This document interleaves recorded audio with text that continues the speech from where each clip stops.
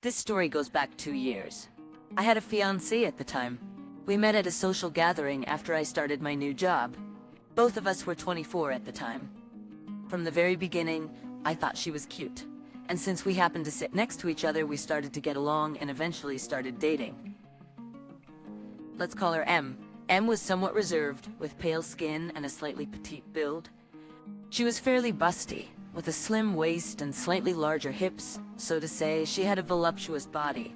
When I would return home tired from overtime work, she would have a meal prepared. She was a kind and considerate woman.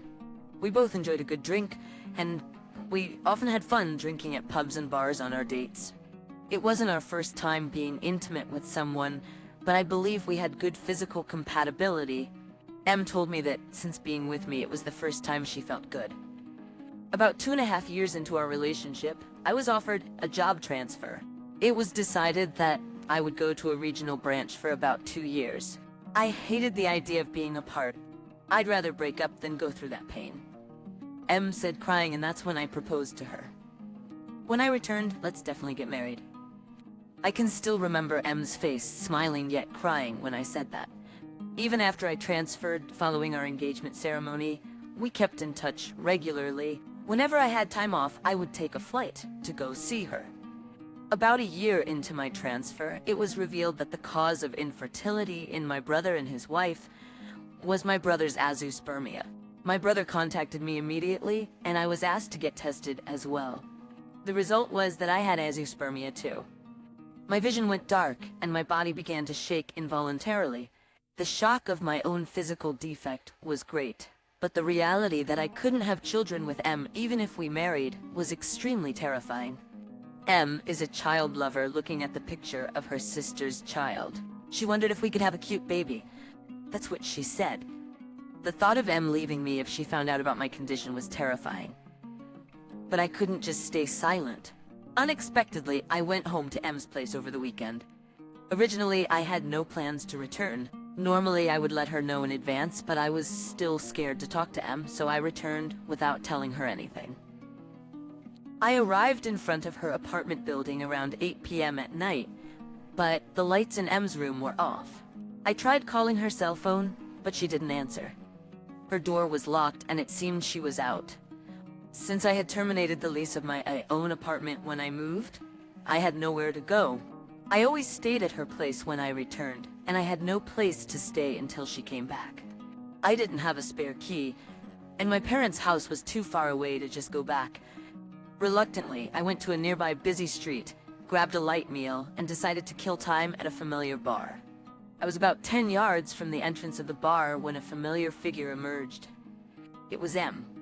Just as I was about to call out to her, I noticed a man next to her. He was S, a guy I recognized who joined the company at the same time as me. S and I were pretty good friends, and before my transfer, we used to go drinking together once in a while. S was already married and had one child. M and S were acquaintances through me, and we sometimes had meals together. As soon as the two of them came out of the bar, they entwined their arms and walked in a direction opposite from where I was, their bodies close together. From any angle, they looked like a couple. For a moment, I was frozen, unable to move. What is this? Why is M with S? I was about to lose sight of the two of them, and in a panic, I started following them, filled with a dreadful premonition. They were headed towards the apartment building where M lived. I can only imagine the grim expression I had on my face as I followed them. The passers-by we passed seemed startled. Perhaps it was the look I was giving. I tried to reassure myself that he was probably just walking her home, then they'd say goodbye. They had just happened to go out for drinks together today. M has a habit of clinging on to others when she's drunk. So she's just drunk right now, right? But what if I was wrong? Could it be an affair? Since when? Are you already in a physical relationship? Were you in a relationship? When did this happen behind my back? These thoughts raced through my mind as I followed behind them. I couldn't bring myself to say a word.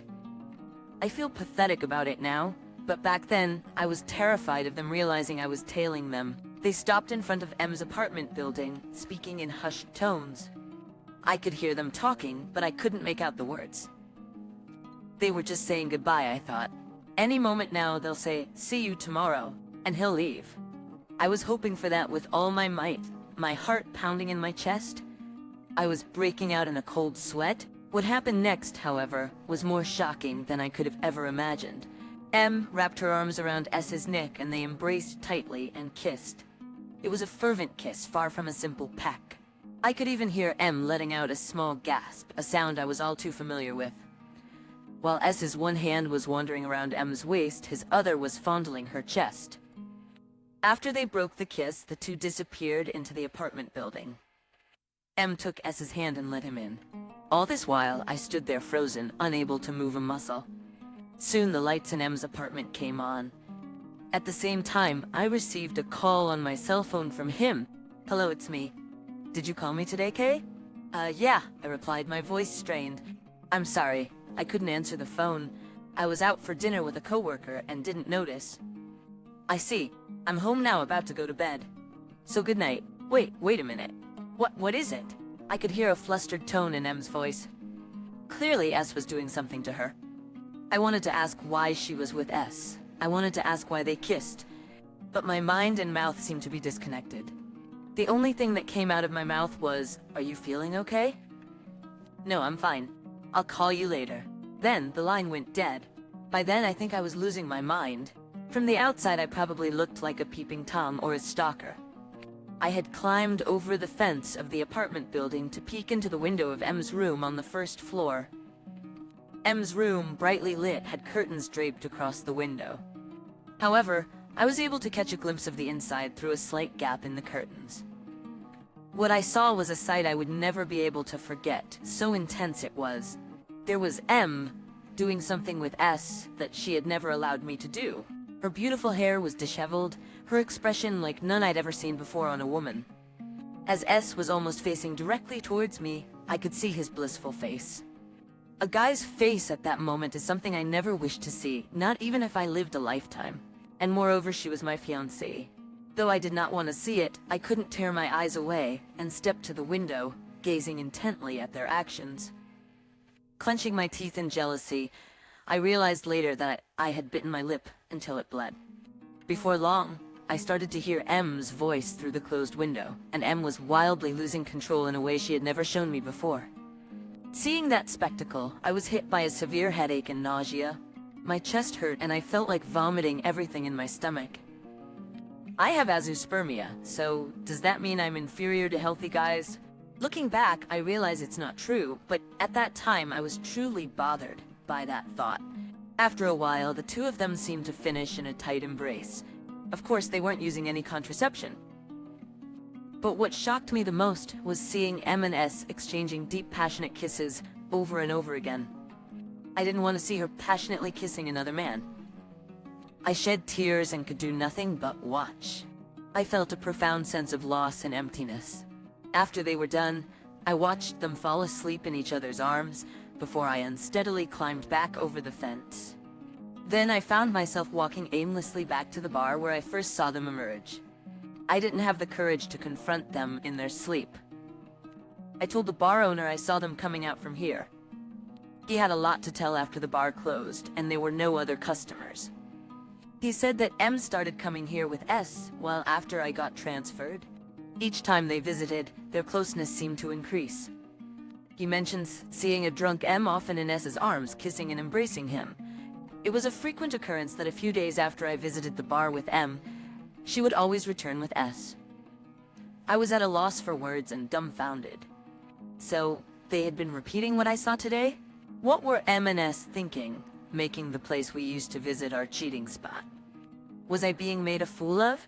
Or maybe I didn't matter to them anymore, and thinking that made tears well up in my eyes again. According to the bar owner, the fact that they were dating in the same bar we usually visited seemed to turn them on. Before I was transferred, I had shown him our engagement ring and told him about our engagement. Thinking of me, he felt sorry and found it hard to tell me. Hearing that, I broke down in tears again. A grown man in his mid-20s crying in public must have looked quite pathetic.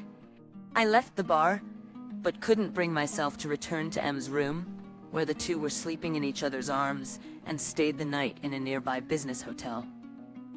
In the end, morning came without a wink of sleep. If only it was all a dream or hallucination, thinking that I went to M's apartment. What I saw there was S coming out of the apartment entrance with M. They kissed lightly before parting. It's reality. I was just sad, not angry or regretful or pathetic, just sad. M waving regretfully to S seemed like a stranger. If I had just seen S leaving M's room, I could have confronted them right there. But after witnessing their intense affair the night before, I couldn't bring myself to say a word. In the end, I returned to work without meeting M that day. I seemed to be in a bad state afterwards. Even my boss told me to take some time off, as I looked completely worn out. M would call me in her usual manner. We would talk about trivial things, what happened that day, what she ate, etc. Our conversations, which used to be fun even if we were discussing nothing in particular, had become torturous after that night. Each time we talked, I would start imagining if she had met us again, or worse, if they were together right then, perhaps even making love as we spoke. It seemed that M could hear the lack of enthusiasm in my responses. She asked me several times, "Hey, are you really listening?" Because of this, M must have started to notice that something was off with me. One day, about a week after that particular day, M asked me, "Hey Kay, haven't you been acting a bit odd lately?" Huh? You think so? You don't seem to be enjoying our calls, and you haven't been calling me either. That's not true. You're not cheating on me, are you? I was at a loss for words. M, are you really the one to ask that? What kind of nerve does she have? Was she always like this?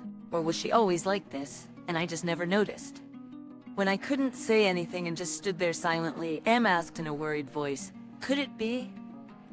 There's no way. Really? I would never cheat. I barely managed to hold back my sudden burst of anger. Unaware of this, M happily said, "There's something important I need to tell you today." Huh? What is it?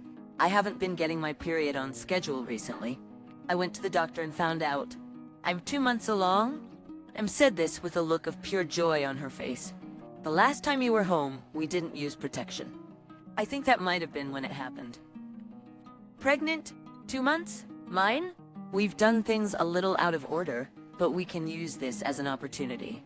M was talking excitedly, but I couldn't understand what she was saying. Really? I think my face was completely expressionless at this point. It felt like I was hearing my own voice coming from somewhere far away. Yes, there's no way we could have a child, right? So whose is it? It's gotta be S, no matter how you think about it. He's gonna have 2 kids now. That's gotta be tough. Even though it's M and S's child, M keeps saying it's mine. M, with a faint smile on her face, said, "I'm happy. Our baby." I think that's when it happened. Something inside me broke. Suddenly I started laughing. What's wrong, Kay? M was clearly taken aback by my sudden fit of hysterical laughter. I was crying while laughing. After I had a good cry, I hung up the phone without giving him a proper response. I went to the sink to wash my tear-streaked face. Looking at my reflection, I saw that my face looked completely lifeless. Seeing that face made me laugh again. When I came back, I saw missed calls and texts on my phone. They were from him. "You laughing is cruel. I can't believe it." Who can't believe what? I muttered to myself and started laughing and crying again. The next day, I went to a private detective agency. I asked them to investigate the relationship between M and S.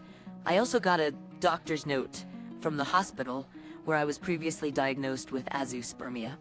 Since then, I've received several calls and texts from M on my cell phone, but I haven't responded to any of them. Since the day M told me she was pregnant with someone else's child, my feelings for M have completely changed.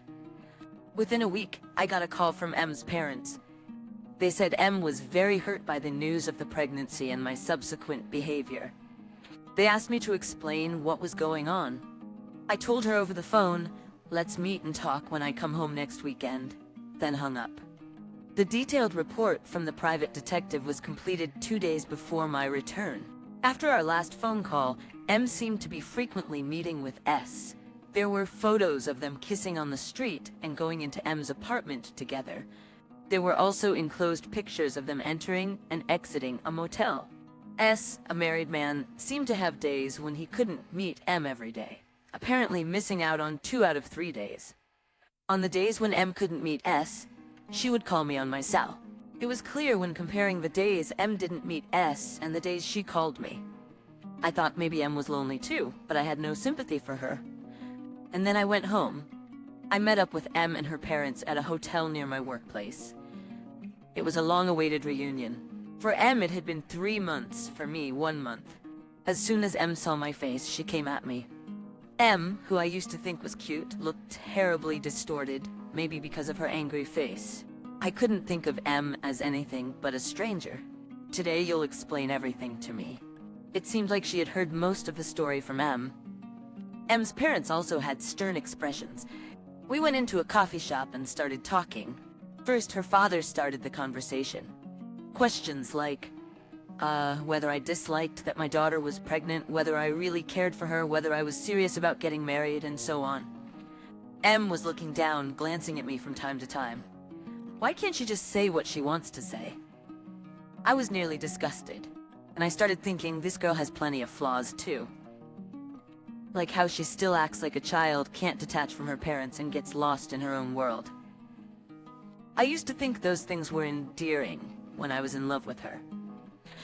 While only half listening to her, M, with tears welling up in her eyes, said, "If you stay the way you are now, Kay, I can't believe in you. If things continue this way, I'll have to break off our engagement and abort our child." Our child, huh? I reached into my bag and pulled out a letter, spreading it out so the contents could be seen. It was a medical report. The three of them initially seemed to have a hard time understanding what the document was about, giving me a puzzled look. The first one to realize was M's mother. "Azispermia?" Then her father turned to M and said, "M, whose child is this?" "What?" "It's Kay's baby." At this point, M seemed to finally grasp the situation. M's face rapidly turned pale. "You can't be serious." Her mother echoed her shock, her face also going deathly pale. M looked as if she was having a seizure, her face and hands trembling uncontrollably. "Whose child is it?" Her father, his face beet red, was yelling and interrogating M. At that point, I handed over another envelope. It was a bit thicker, containing a report and photocopies from a private investigator. I took out several photos from the envelope showing M and another man, S, acting intimate. Upon seeing the photos, M let out a choked noise and looked at me wide-eyed. M's parents snatched the photos and report from me and began to read, completely ignoring me. M simply stared at me, her eyes showing confusion. I softly said, "Excuse me," and left the cafe. After the door closed, I could hear a scream from M and the sound of a table being flipped over. After that, I quickly caught a flight back to work. For a while, I received a ton of phone calls, but I didn't pick up any that weren't work-related. Because I kept getting emails too, I changed my number and email address. About 2 weeks after I last met M, I got a call from home. M's parents had visited my home and explained everything. They apologized profusely, got on their knees, and informed us that the engagement was off. 2 months after that, I came home from work to find M at my front door. She had lost a lot of weight, her cheeks sunken in. When she saw me, she said, "Long time no see." But I ignored her and went into my apartment. She stood at the door for another 2 hours before I finally let her in. Then M began to explain what had happened. M stuttered quite a bit as she talked about the following. I had been relocated for work and feeling lonely. I went to S for advice, we went out for dinner and drinks, and I was seduced on the spot, leading to sex. Whether it was the loneliness, the guilt of betraying me, or S's skills, she became addicted to having sex with S. Since S was married and their relationship was purely physical, she felt free to do things with him that she held back from doing with me. Despite everything, she insisted that she truly loved me, and that her fling with S was just a diversion. She had planned to end her relationship with S and marry me once I returned, or so she said, conveniently framing everything to her advantage. Listening to her made me feel sick to my stomach and gave me a throbbing headache, but I still asked her why she tried to pass off S's child as mine. It seems that at that time, she didn't know anything about my male infertility and genuinely believed the child was mine. When she realized it was S's child, she immediately confessed the truth, hated the idea, and quickly decided to have an abortion. The thought that she was capable of murder for her own convenience made me see M in a chilling light. She expressed her wish to start over with me, but I lied on the spur of the moment, telling her I already had someone else I liked and was dating. Finally, I told her that I never thought she was such a terrible woman. Upon hearing that, M clung to me, crying her eyes out and begging, "Please forgive me, don't hate me." I said goodbye, shook her off, and kicked her out of my room. M's last look was one of shocked disbelief, her face pale, eyes wide open, mouth agape. She rang my doorbell several times after that, but I ignored her. I haven't seen M since. I've seen her waiting outside my apartment a few times, but I've always avoided her and went back to work, sleeping there. After moving to a different apartment, M stopped coming around. S got divorced soon after his wife found out about his affair with M. Around the same time as my breakup with M, I had sent the results of a private investigator's probe to S's home. He ended up not being able to see his child as much and was hit with a hefty alimony demand. By the time I had returned to my original workplace, S had already quit. I don't know what happened to him after that. M slipped into a severe depression after our breakup and was hospitalized several times. When I think about how this incident upset the lives of everyone involved, including me, I sometimes regret my actions. For a while after that, I was single and lived alone.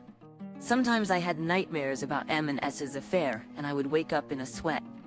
S's wife and child were innocent, yet my vengeful feelings ended up destroying their family. Even if I couldn't forgive S, I had no right or justification to destroy his wife and child's family. I can't get S's wife's words, "I wish I hadn't known about this," out of my head. Filled with guilt and disgust, I myself couldn't bring myself to claim alimony. In fact, while I didn't meet her, I did go to check on M when she was hospitalized for depression. M was lying in her hospital bed, staring blankly at the ceiling, completely unresponsive. According to her doctor, severe depression can make a person unresponsive to their surroundings. As they started to recover, they might have attempted suicide. It seemed that M was tormented so much that she tried to kill herself several times. I started to regret my actions from that moment on. I thought that it might be okay if she suffered a bit and had to be hospitalized. I was foolish to think so lightly of it. Depression is terrifying. M was alive, but she seemed as lifeless as a plastic flower. I felt guilty realizing that M was here because of me, and I left the ward. I saw M's mother from a distance at that time, but I didn't have the courage to even make eye contact, let alone speak to her. I'm a coward. After that, I couldn't bring myself to visit M. Seeing the woman I loved, even if she had betrayed me, in that state was unbearable. I couldn't take responsibility for my actions until the end. Later, I heard that M was thankfully able to recover and reintegrate into society. As for me, I met someone understanding, and we finally tied the knot. My wife was the woman who had arranged the party where I had met M. I proposed to her 2 years after hearing about my whole ordeal, and she said yes. While having children is impossible for us, we get along well with our families. That time is now a past story for both of us. It seems that M tried to contact me through my wife a few times before we got married, but my wife had blocked her from me. I heard that M has changed jobs since then.